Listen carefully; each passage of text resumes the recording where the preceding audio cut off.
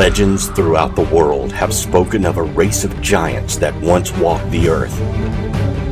The Holy Bible speaks about the offspring of the sons of God and the daughters of man. It is believed by some that these were the Nephilim, theorized to be gigantic in nature. Arguments have risen in the theological community for centuries as to what the Nephilim were, or if they were indeed the giants that seem to be described. However, what cannot be argued is that Judeo-Christian doctrines are not the only ones to speak of a giant human species. Who were these giants that once roamed the earth?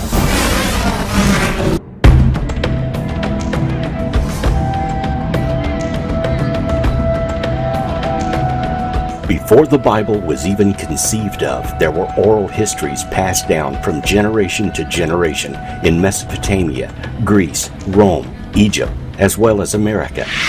Most of these legends speak of powerful gods and goddesses that were larger than life. History has relegated these legends to the myth status, and they are not seen as actual historical accounts. However, it is noteworthy that there were many of these legends all over the world at one point. How did so many different cultures who had nothing to do with each other end up with similar stories of giants? And is there evidence of the existence of giants available today? The legends of giants in Mediterranean countries were probably the most widely known and discussed. Beyond the biblical accounts, such as David and Goliath, there are the accounts of the Babylonian king Gilgamesh. In stone tablets that have been recovered, there are images carved of Gilgamesh taking on a lion.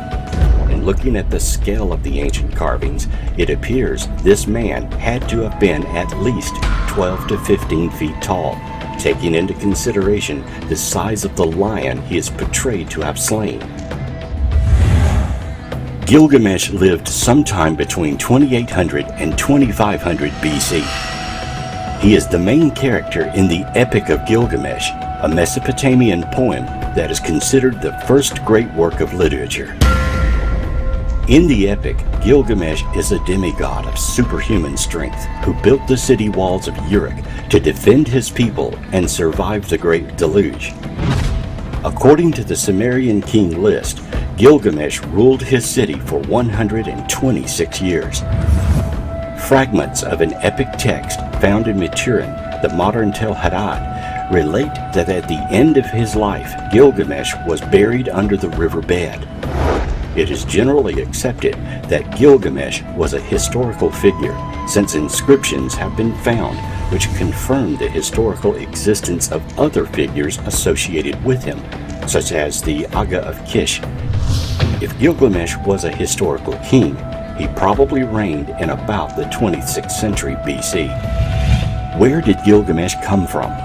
In the Qumran scroll known as the Book of Giants, the names of Gilgamesh and Humbaba appear as two of the antediluvian giants. Could Gilgamesh have come from Atlantis, or be a direct descendant of antediluvian kings?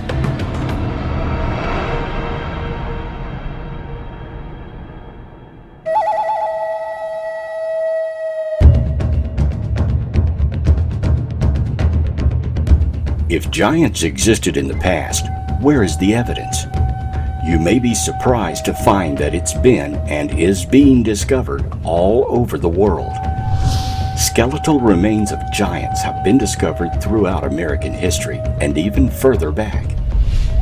According to Native American Paiute oral history, the Setika are a legendary tribe whose mummified remains were allegedly discovered under 4 feet of guano by guano miners in what is now known as Lovelock Cave in Lovelock, Nevada. Several of the fiber sandals found in Lovelock Cave were remarkably large, and one reported at over 15 inches in length was said to be on display at the Nevada Historical Society's museum in Reno in 1952. The Paiute tradition asserts that the Setika people practiced cannibalism, and this may have had some basis in fact. During the 1924 excavation of the cave, a series of 3 human bones were found near the surface towards the mouth of the cave. These had been split to extract the marrow, as animal bones were split, and probably indicate cannibalism during a famine. As reported in the Nevada Review-Minor newspaper on June 19, 1931, in February and June of 1931, 2 very large skeletons were found in the Humboldt dry lake bed near Lovelock.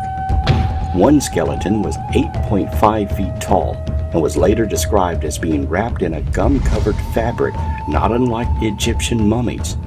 The other was almost 10 feet tall. It was said that all the tribes of the area stood together against these giants and chased them into a cave. The giants refused to leave the safety of the cave, so the Paiutes, along with other tribes, set the cave on fire. The cave then collapsed during an earthquake, sealing the entrance shut. When the area was mined for fertilizing materials, there were several fossils discovered in the early 1920s. Along with those fossils were the well-preserved human-like skeletons, 1 male and 1 female. The female was over 6 feet tall, and the male was over 8 feet tall. Along with the discovery of the skeletons, there were many other artifacts found, including a circular calendar that had the number of days and weeks of a year etched into it. In 1931, 2 more skeletons were discovered in Lockport, Nevada, that measured from 8 to 10 feet tall.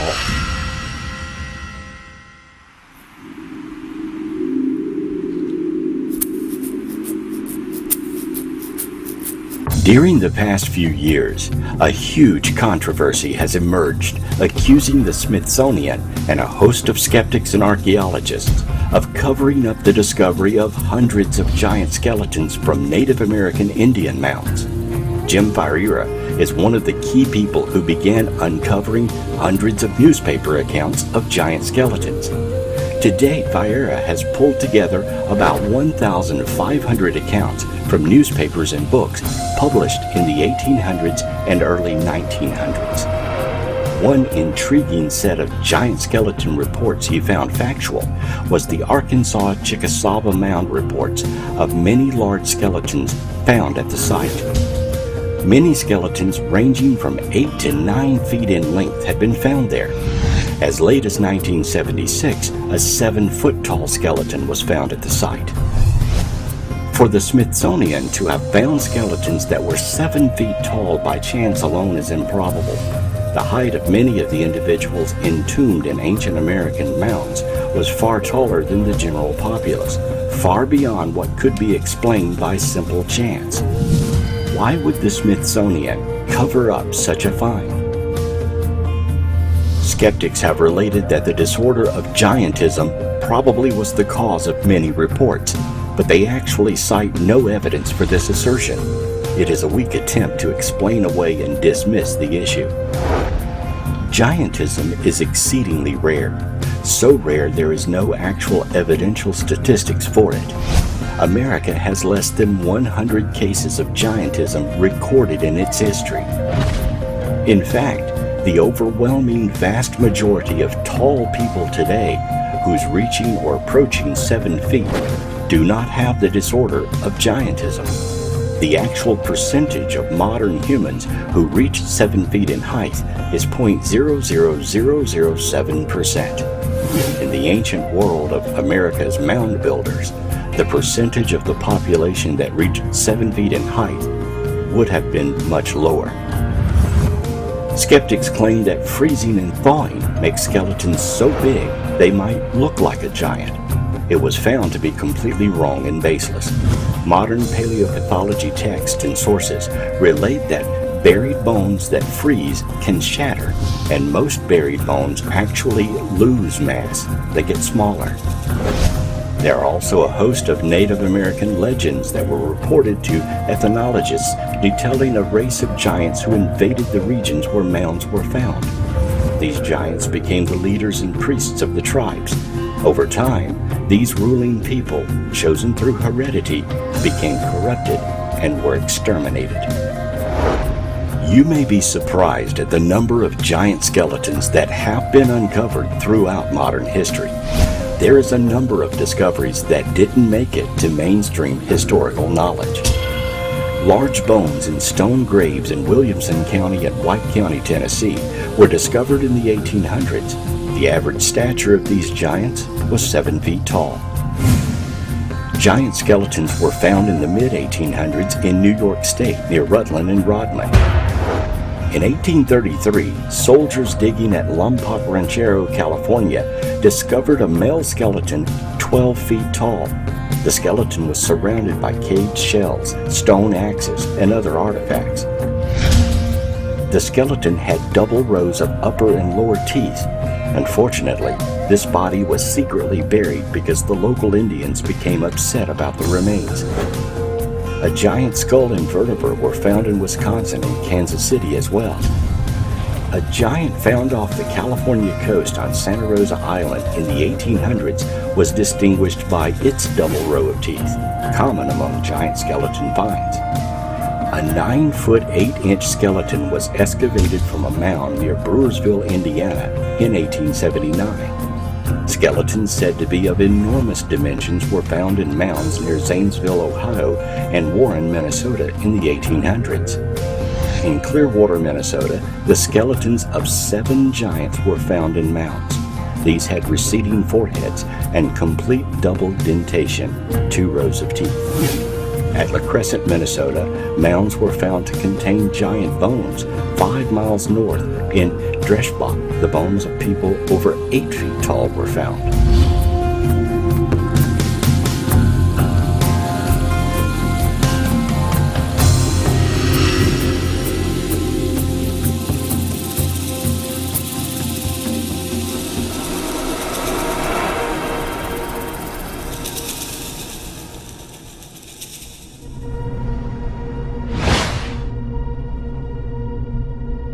In 1888, 7 skeletons ranging from 7 to 8 feet tall were discovered.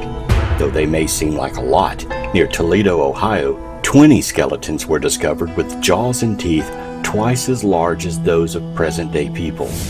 The account also noted that odd hieroglyphics were found with the bodies. The aforementioned miners in Lovelock Cave, California, discovered a very tall red-haired mummy in 1911. A local native has a dress made from the hair of one of the giants from this area. In 1931, skeletons from 8.5 to 10 feet long were found in the Humboldt Lake bed in California.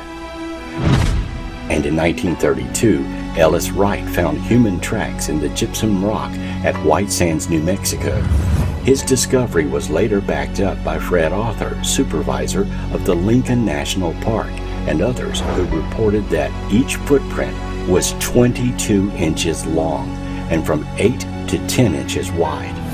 They were certain the prints were human in origin due to the outline of the perfect prints coupled with a readily apparent instep. During World War II, author Ivan T. Sanderson tells of how his crew was bulldozing through sedimentary rock when it stumbled across what appeared to be a graveyard. In it were crania that measured from 22 to 24 inches from base to crown, nearly 3 times as large as an adult human skull. Had the creatures to whom these skulls belonged been properly proportioned, they undoubtedly would have been at least 12 feet tall or taller. In 1947, a local newspaper reported the discovery of 9-foot-tall skeletons by amateur archaeologists working in Death Valley. The archaeologists involved also claimed to have found what appeared to be the bones of tigers and dinosaurs with the human remains. And the Catalina Islands off California are the home of dwarf mammoth bones that were once roasted in ancient pit fires. These were roasted and eaten by human-like creatures who were giants with double rows of teeth.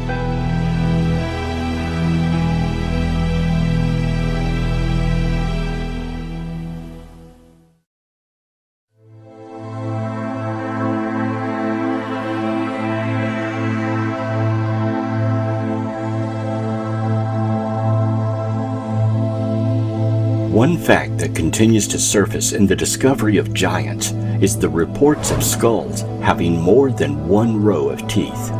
According to a study on molecular genetics of supernumerary tooth formation, the cause of extra rows of teeth is genetic.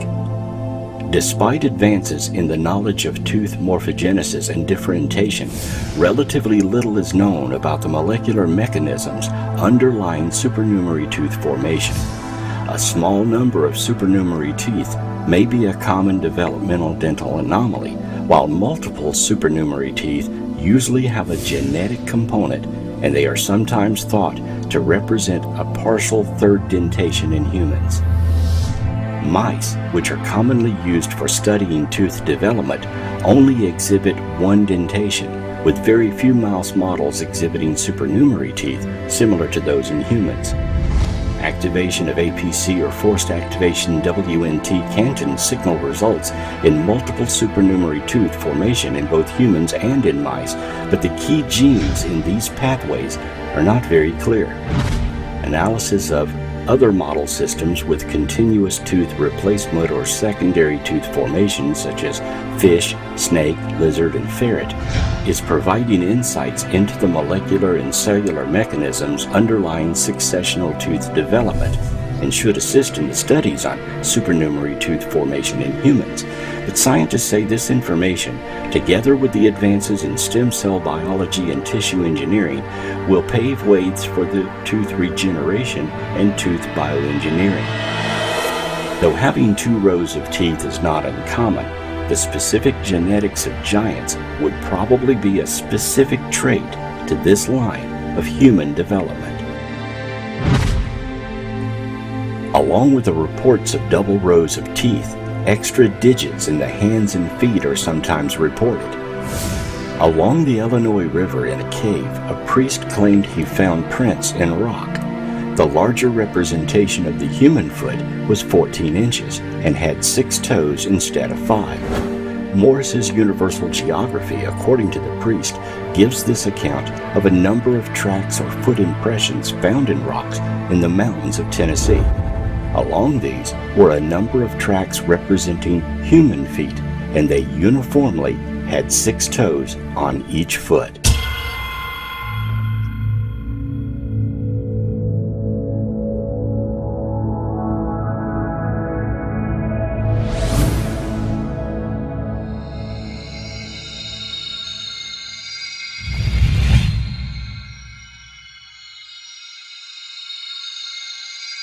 Scientists are stubbornly silent about lost races of giants, such as those found in burial mounds near Lake Devlin, Wisconsin, in May of 1912. The dig site at Lake Devlin was overseen by Beloit College, and it included more than 200 effigy mounds that proved to be classic examples of 8th century woodland culture. But the enormous size of the skeletons and elongated skulls found in May of 1912 did not fit very neatly into anyone's concept of a textbook standard. They were enormous. They were not average human beings. First reported on the 4th of May 1912 issue of the New York Times, the 18 skeletons found by the Peterson brothers on Lake Lawn Farm in southwest Wisconsin exhibited several strange and freakish features. Their heights ranged from 7.6 feet and 10 feet, and their skulls, presumably those of men, were much larger than the heads of any race which inhabit America today. They tend to have a double row of teeth, 6 fingers, 6 toes, and like humans, came in different races. The teeth in the front of the jaw were regular molars. Heads usually found were elongated and believed due to a longer than normal lifespan. The Lake Devlin find of May 1912 was only one of dozens of several finds that were reported in local newspapers from 1851 forward to the present day. It was not even the first set of giant skeletons found in Wisconsin. On the 10th of August of 1891, the New York Times reported that scientists from the Smithsonian Institute had discovered several large pyramidal monuments on Lake Mills near Madison, Wisconsin. Madison was, in ancient days, the center of a teeming population of over 200,000. the excavators found an elaborate system of defensive works which they named Fort Aztalan. The New York Times says the celebrated mounds of Ohio and Indiana can bear no comparison either in size, design, or the skill displayed in their construction with these gigantic and mysterious monuments of earth, erected we know not by whom and for what purpose we can only conjecture. On the 20th of December 1897, the Times followed up with a report on 3 large burial mounds that had been discovered in Maple Creek, Wisconsin. One had recently been opened.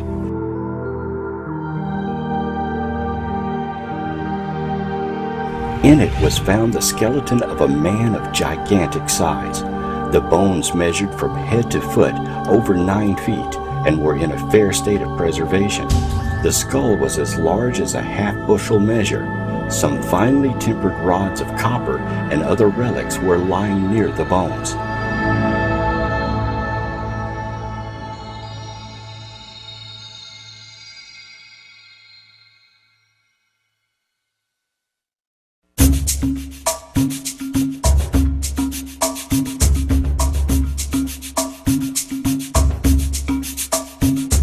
Giant skulls and skeletons of a race of giants have been found on a very regular basis throughout the Midwestern states for more than 100 years.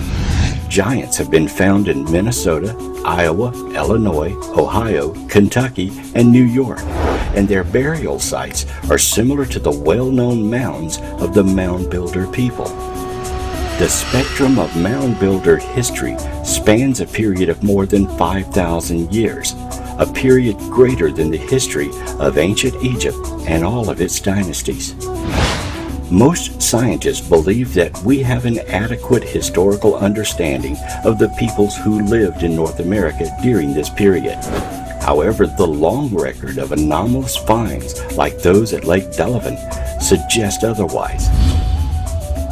The January 13, 1870 edition of the Wisconsin Decatur Republican reported that 2 giant well-preserved skeletons of an unknown race were discovered near Potsy, Wisconsin by workers digging the foundation of a sawmill near the bank of the Mississippi River.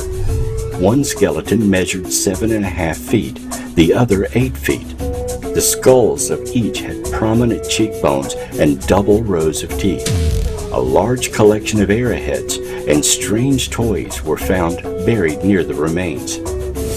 While a normal-sized skeleton of a supposed mound builder is on display at the site of several large pyramidal monuments near Madison called Aztalan State Park, the Goliath remains of Wisconsin's giants have vanished, along with the hundreds of other discoveries throughout the Midwest. Why? Is there some conspiracy to hide these giant artifacts from the public? Giant skeleton finds have not made the local or national news much since the 1950s for the most part. It seems the opinion is that they fear that people would question evolution.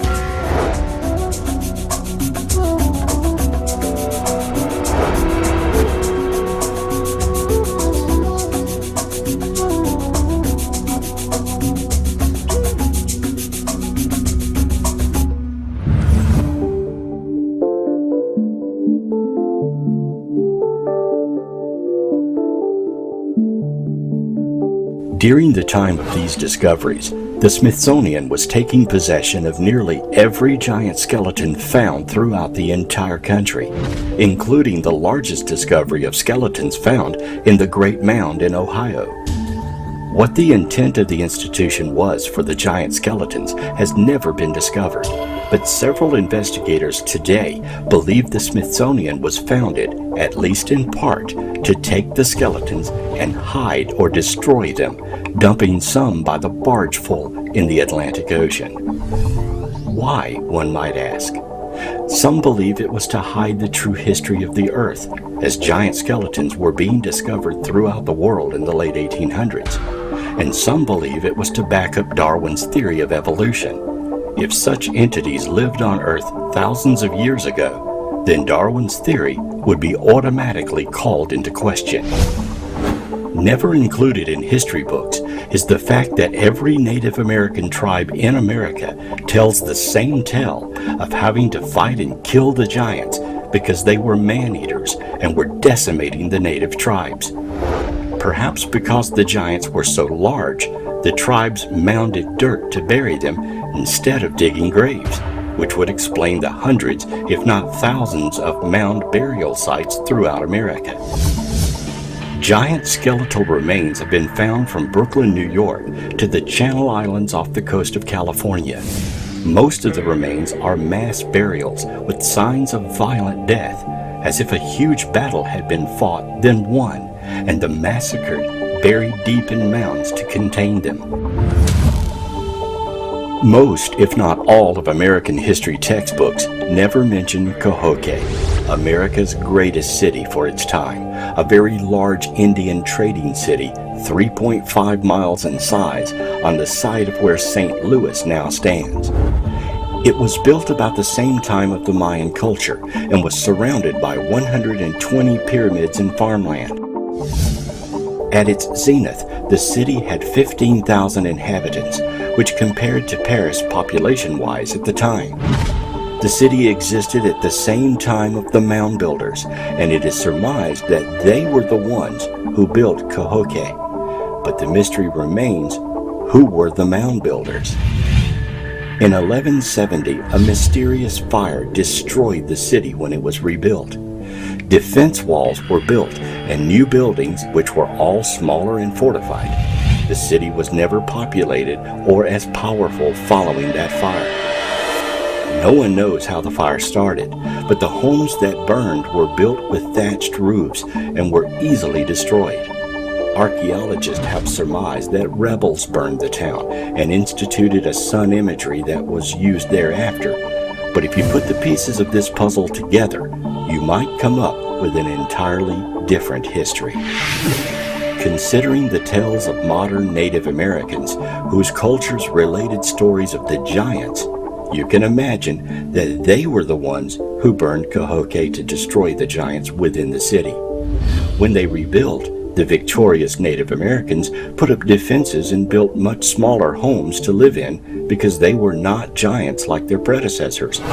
The homes they built were more regulated in size and did not reflect the wealth and stature that the previous larger homes of the giants displayed.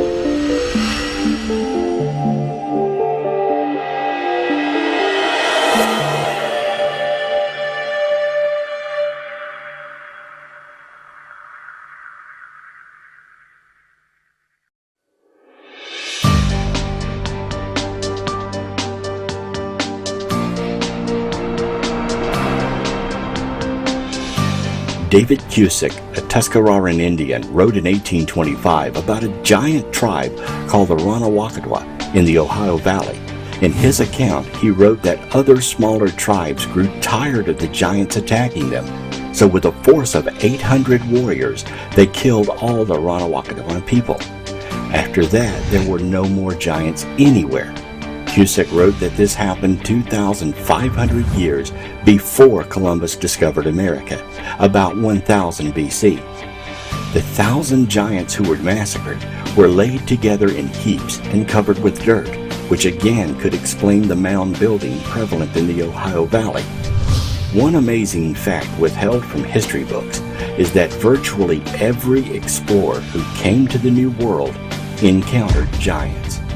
Amerigo Vespucci, Magellan, Coronado, De Soto, and Sir Francis Drake all claimed giant encounters. Historically supported by these eyewitness accounts of some of the world's most esteemed explorers of the time, these stories were also chronicled by the Spanish and other lesser-known explorers. Stories of giants that occupied Europe comes from the Middle Ages and involves a surprising figure, St. Christopher. While modern stories of St. Christopher simply make him out as an ordinary man, or perhaps a somewhat homely man, those who actually saw him had a different story. According to his peers, he was a giant belonging to a tribe of dog-headed cannibalistic giants. Jacques de Volney in the Golden Legend wrote of St. Christopher. He was of gigantic stature, had a terrifying mien, and was 12 cooties tall. A coodie is an ancient measurement equal to or larger than the English linear measurement of a foot. According to his ancient account, St. Christopher stood from 12 to 18 feet tall, a fact that had been hidden in or even erased from church history.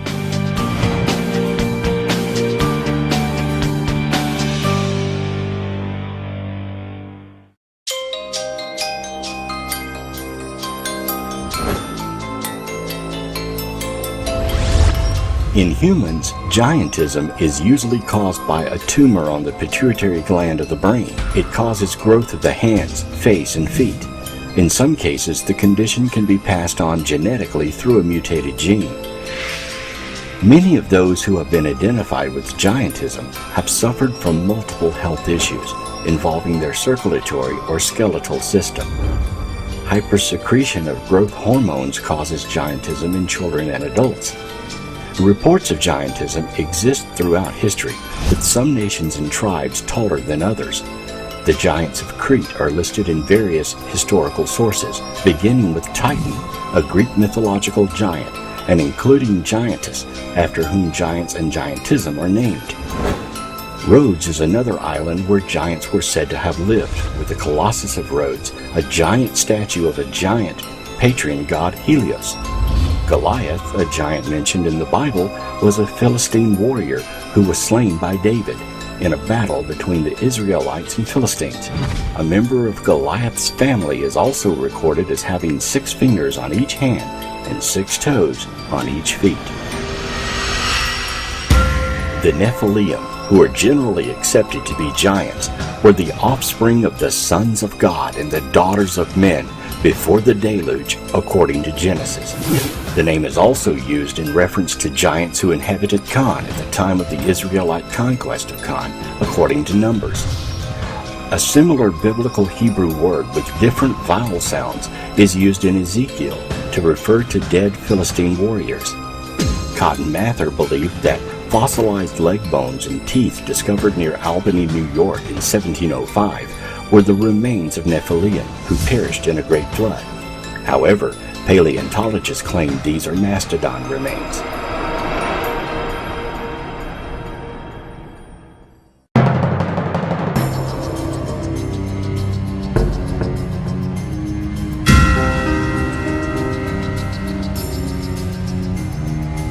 Is it possible that ancient monuments found throughout the world were actually built by giants? Legend tells that Stonehenge may have such origins. According to Geoffrey of Monmouth, the rocks of Stonehenge were healing rocks called the Giant's Dance, which giants had brought from Africa to Ireland for their healing properties. The 5th century king Aulus Ambrosius wished to erect a memorial to 3,000 nobles slain in battle against the Saxons and buried at Salisbury, and at Merlin's advice chose Stonehenge. The king sent Merlin, Uther Pendragon, and 15,000 knights to remove it from Ireland, which it had been constructed on Mount Killarus by the giants. They slew 7,000 Irish, but as the knights tried to move the rocks with ropes and force, they failed. Then Merlin, using gear and skill, easily dismantled the stones and sent them over to Britain, where Stonehenge was dedicated. It is said that these kings were buried inside the giants' rings of Stonehenge. America also has a Stonehenge dating back over 2,000 years. America's Stonehenge, sometimes referred to as Mystery Hill, is an archaeological site consisting of a number of large rocks and stone structures scattered around roughly 30 acres within the town of Salem, New Hampshire, in the northeast United States. Carbon dating of charcoal pits at the site provided dates from 2000 BC to 173 BC, when the area was populated by ancestors of current Native Americans. In archaeological chronology, this places indigenous use of the site either into the late Archaic or the early woodland time periods. It would have been in use during the time of the giants. Bones and monuments are not the only evidence suggesting the existence of giants. Huge footprints have also been discovered. In 1897, the Los Angeles Herald revealed that laborers had discovered a fossil shoe print in solid rock. The imprint was that of a shoe with a high, narrow heel and a broad, flat sole. It was so clear in the fine-grained shell in which it was found that it looked as though the owner had unwittingly put his foot right in the soft mud a day or two before. Sandal or moccasin prints have also been seen in gypsum of the White Sands in New Mexico. Ellis Wright in 1932 found tracks of human form as large as 22 inches long. The White Sands were laid down as an ancient inlet sea gradually dried up around the time of the demise of the dinosaurs. The American anthropologist published an article in February 1896 of a large stone bearing the perfect imprint of a human foot, 14.5 inches long. It was shown to members of the Ohio State Academy of Science in 1896. The stone slab had been dug from the ground in a hill 4 miles north of Parkersburg, West Virginia, some 20 years earlier. In 1938, Dr. Wilbur Burroughs, head of the geology department at Berea College, Kentucky, announced that he had discovered 10 humanoid footprints in Carboniferous sandstone on a farm belonging to Mr. O. Fennell in the hills in the southern part of Rockcastle County. The prints were 9.5 inches long and 6 inches wide. The length between footprints was 18 inches. No marks of 4 feet or a tail were found. Infrared photography revealed that there were no signs of carving or artificial markings in or around the prints. A microscopic count of sand grains indicated that the material within the prints had been impacted and created as the result of force pressing down on the firmament while it was soft. These facts show that the prints were made by the natural result of pressure from the human foot and in no way could have been duplicated by carving. The rock in which the prints were discovered was estimated to be 250 million years old. In recent years, the prints have been destroyed by vandals.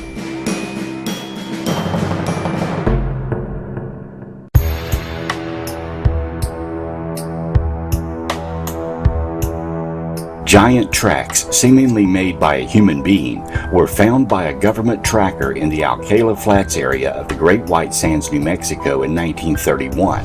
A year later, a party of 4, including O. Fred Arthur, supervisor of Lincoln National Forest, set out to investigate the tracks with the government trapper Ellis Wright as their guide. They found 13 imprints crossing a relic desert basin in the easternmost foothills of the San Andreas Mountains. Despite the great size of the tracks, the investigators were convinced they were human, for the prints were perfect and even the insteps were plainly marked. Oval-shaped, the prints are 16 to 22 inches long and 8 to 12 inches wide, with a distance between strides of about 5 feet and a separation in width of 2 feet. In 1882, huge footprints, strongly resembling those of a human wearing shoes, were found in a layer of sandstone in the yard of the state prison near Carson City, Nevada, during digging operations. The prints were between 18 and 20 inches long and approximately 8 inches wide. The stride was about 3 feet, and the distance between the left and right tracks, the straddle, was about 19 inches.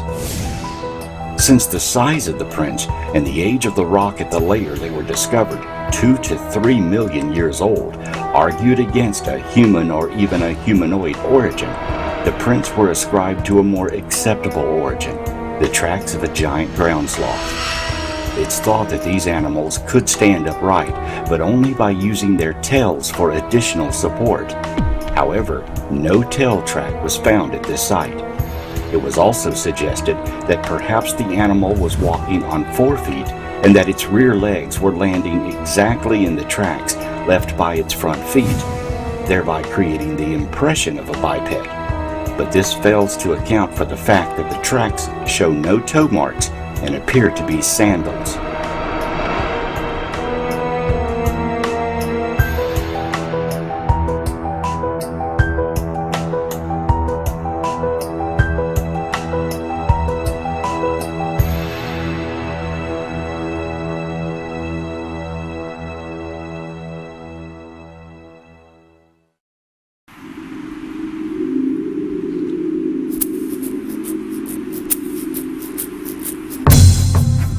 What may well be the oldest fossil footprint ever discovered was found in 1968 by William J. Meister, an amateur fossil collector.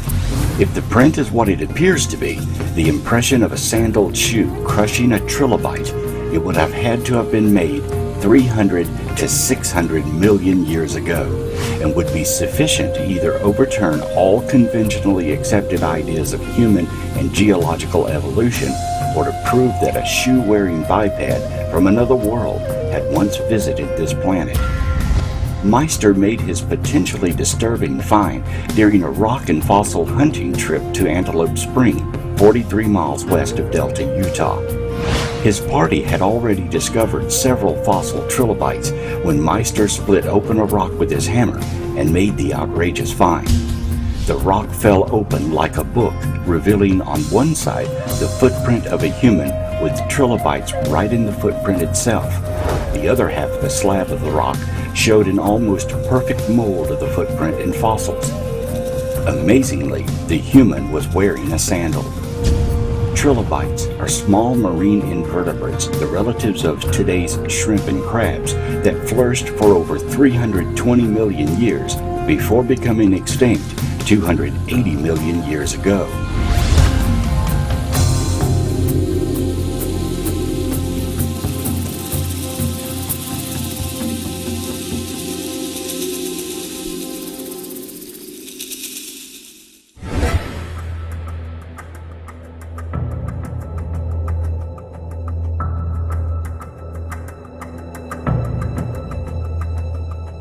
If giant footprints are not enough to convince even the most hardened skeptic, then giant tools and artifacts might not budge their restricted perceptions either. However, consider these. In June 1936, Max Hahn and his wife Emma were on a walk when they noticed a rock with wood protruding from its core. They took the rock home and later cracked it open with a hammer and chisel. What they found within seemed to be an ancient hammer. A team of archaeologists checked it and determined the rock encasing the hammer was dated back more than 400 million years. The hammer itself turned out to be more than 500 million years old, according to the same measurement. Apparently, it's so old that a section of the handle had begun the transformation to coal. The hammer's head, made of more than 96% iron, is far more pure than anything nature could have achieved without an assistance from technology. There have been a number of intriguing finds in Indiana over the years, including the discovery of 8 skeletons, one clad in copper armor, buried in a perfect circle. In 1888, the Logan Greys, a military group led by A.M. Jones, were conducting military exercises on a small island on Eagle Lake near Warsaw, Indiana. Under a flat stone, they discovered a hole that led to an entrance to a secret cave that was 25 feet long, 15 feet wide, and 8 feet deep. Inside was the skeleton of a 6'9" giant, buried next to a stream that led to what was called a sacred pool. In 1889, near Kewanna, standing stones were found on a mound, and underneath, another giant was unearthed. While in Whitlock, Indiana, another giant was found in association with a group buried in a seating position.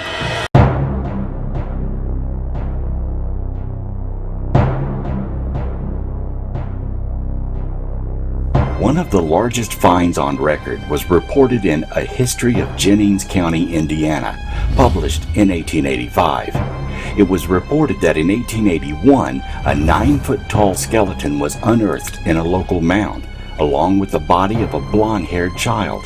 And finally, in 1912, an enormous jaw was dug up that had double rows of teeth, a unique characteristic of some giants discovered in other parts of the country as well.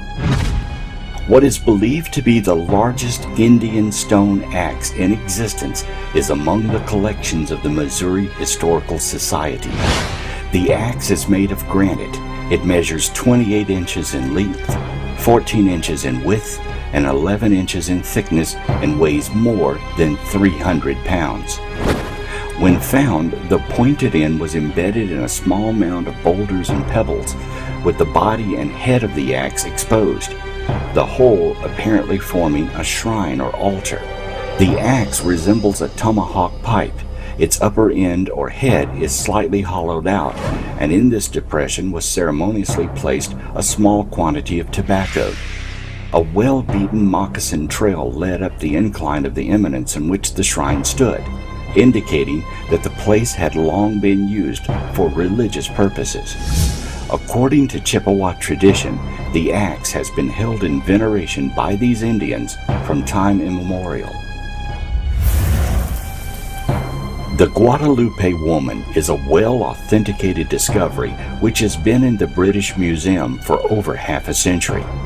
In 1812, on the coast of the French Caribbean island of Guadalupe, a fully human skeleton was found, complete in every aspect except for the feet and head.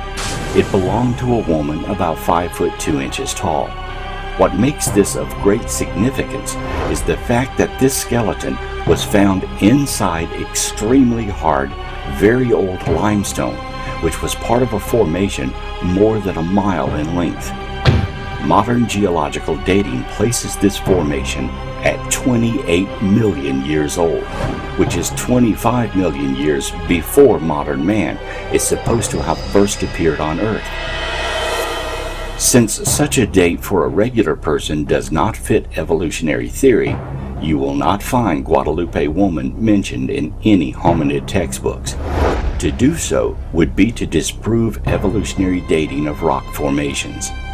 When the 2-ton limestone block containing Guadalupe woman was first put on exhibit in the British Museum in 1812, it was displayed as proof of the Genesis flood. But that was 20 years before Lyell and nearly 50 years before Darwin.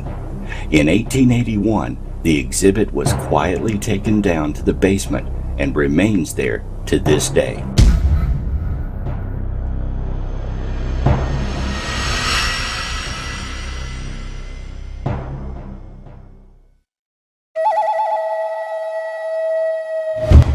Many giant skeletons have been found in or near Native American mounds and burial places. Native Americans have many legends regarding giants. Here are just a few. The Apache have a legend about Big Owl, a malicious and dangerous giant often used as a boogeyman in children's stories.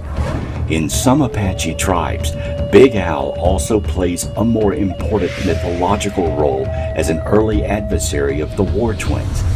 Like other legendary Apache beings, Big Owl is sometimes described as having a human form, in this case a man-eating orc, and other times an animal form such as a large horned owl large enough to carry off a child.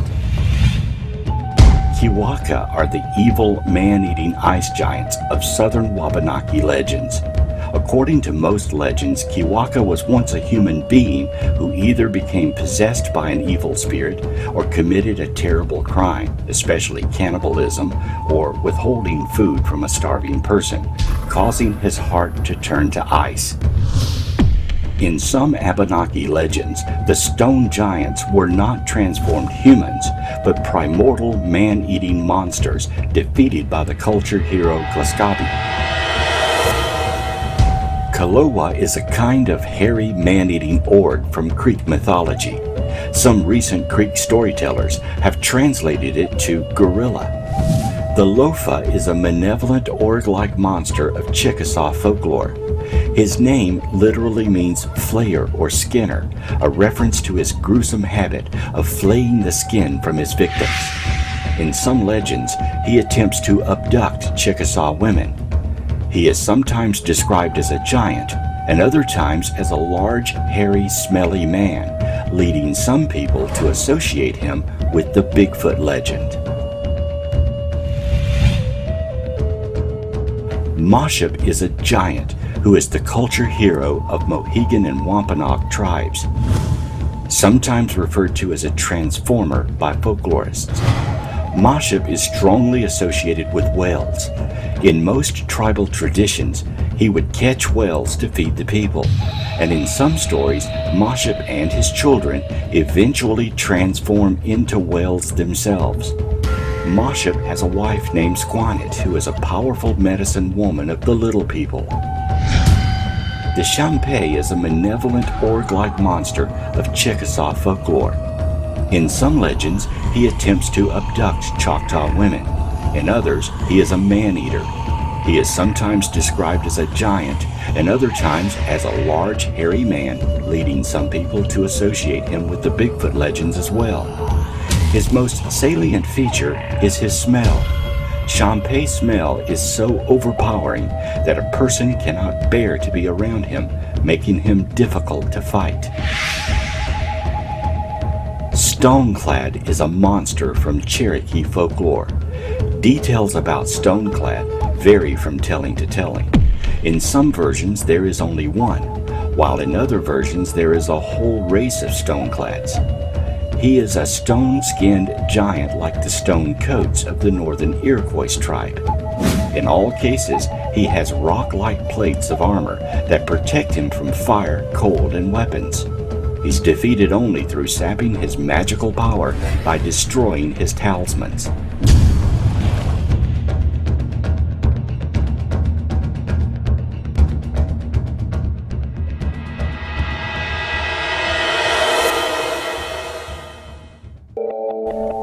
Of course, many native legends could simply be stories made up to keep children in line, but most historians will tell you that legends are usually rooted in some truth.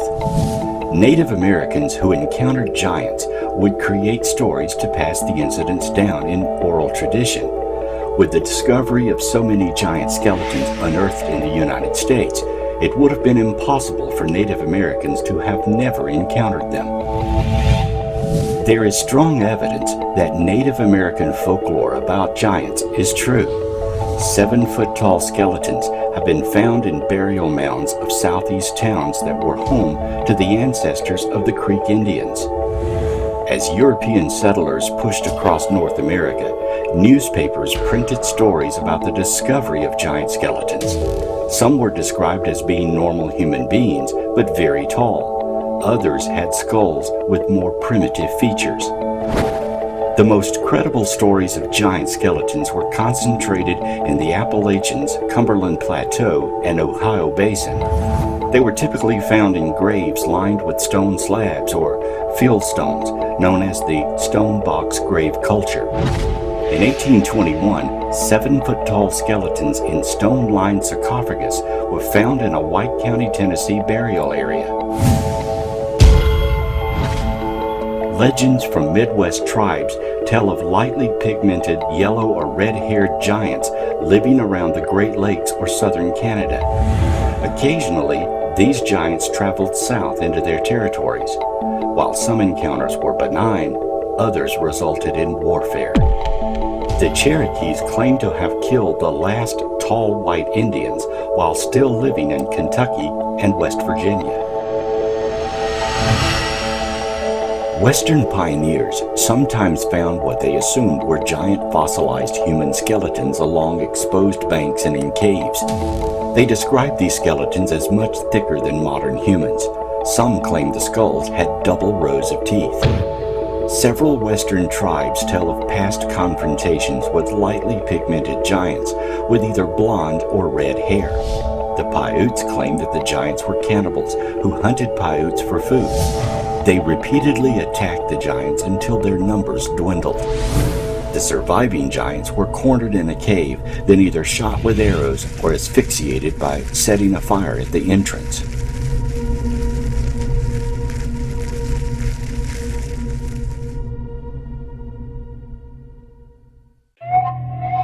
In 1754, George Washington was colonel of the Virginia Colonial Militia. When hostilities broke out with France, he supervised construction of Fort Loudon in Winchester, Virginia. Laborers digging the fort's foundation uncovered a cemetery of 7-foot skeletons and what appeared to be Native American artifacts. The skeletons were viewed and reported by Washington. It is not known what happened to them. This discovery gives credibility to reports of 7-foot-tall skeletons discovered in West Virginia, Kentucky, southern Ohio, and southern Indiana. Thousands of years ago, giants roamed the West. Their crude camps and ferocious ways terrorized the early native settlers that had wandered across the land bridge into the North American continent and traveled south and westward into what later became the West and Great Southwest of the United States. Tribes still speak of these ancient days when their ancestors fought desperate battles against the marauding, loping giants, some towering 12 feet tall or taller, that roamed the land, viciously attacking settlements, brutally carrying off screaming women and wailing children for food. Of all the Indian mounds that exist today, most have barely been investigated. The few gigantic skeletons found in some have been dismissed or suppressed as aberrations. 10 and 12-foot humans do not fit dogmatic theories. Usually, when giant skeletons are found, they're laughed off as hoaxes. Unfortunately, orthodox science has too much to lose by investigating the mounds thoroughly. Archaeologists cannot deny that the mound builders are real. What they deny are the things sometimes discovered inside the mounds. Over the past century and a half, it's been revealed again and again that some of the mounds and the small pyramids are the burial grounds of huge men, often 8 feet or taller, that had a very sophisticated culture. Some of the giants have been found wearing intricate leather armor and have been buried with swords. One such giant was found near Spiro Mound in Oklahoma during the 1930s.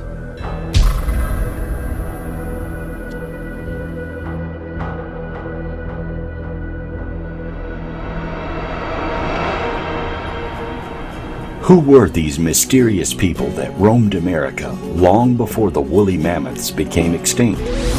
Were they our ancestors or another race of giant humans from a civilization that predates our own? From the time settlers first set foot on American soil, we have been finding evidence of giants. Most of this evidence has been destroyed or sequestered away in order to either hide the truth or make it difficult to quantify artifacts and harder to study. There does appear to be a conspiracy to shelter evidence of giants, and it has been going on since science has been aware of the bones and materials associated with these anomalies. Our whole history would change if all the evidence of giants could be revealed. Perhaps our civilization is not yet ready to accept the existence of those lofty beings that roamed the earth centuries ago. Or perhaps others have made that decision for us, and we are left with only scant remnants of a civilization larger than life. Eventually, more evidence and artifacts will be discovered. Perhaps then we'll have a more complete picture of our gigantic history.